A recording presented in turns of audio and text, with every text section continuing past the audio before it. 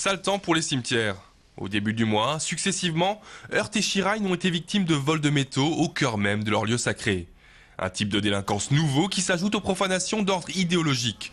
Depuis une dizaine d'années, l'Alsace occupe régulièrement les pages faits divers pour de sombres affaires de croix gammées, de carrés musulmans dévalisés.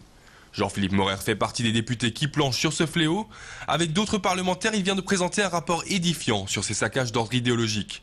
Ils auraient doublé en 2 ans, 621 cimetières touchés en France l'an dernier. La nouvelle donne, les vols crapuleux, ne fait que renforcer l'inquiétude de la commission. Tout à fait, puisque c'est quand même une atteinte directe à des lieux qui ont un caractère sacré, disons-le comme tel aussi, où les familles ont leurs défunts.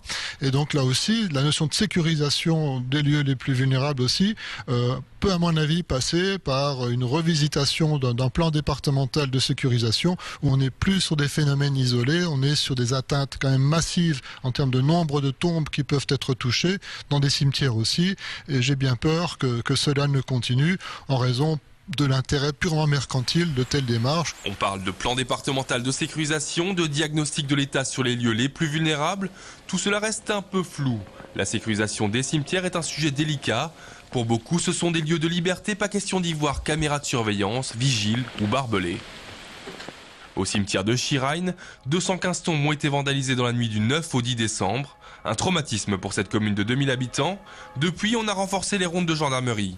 Mais le maire s'en rend bien compte, cette mission de sécurisation a ses limites. Notre cimetière, vu qu'il est à l'écart des habitations, d'une part, et qu'il est entouré par la forêt, était un cimetière particulièrement vulnérable. On ne peut pas mettre en place un gardiennage 24 heures sur 24. On ne peut pas entourer non plus notre cimetière par un mur d'enceinte. Donc je ne vois qu'une seule solution, c'est la vidéoprotection. Une mesure radicale qui à coup sûr fera débat. À Strasbourg, on a choisi d'en dire le moins possible. Un nouveau cimetière musulman ouvrira sous peu dans le quartier de la Méno.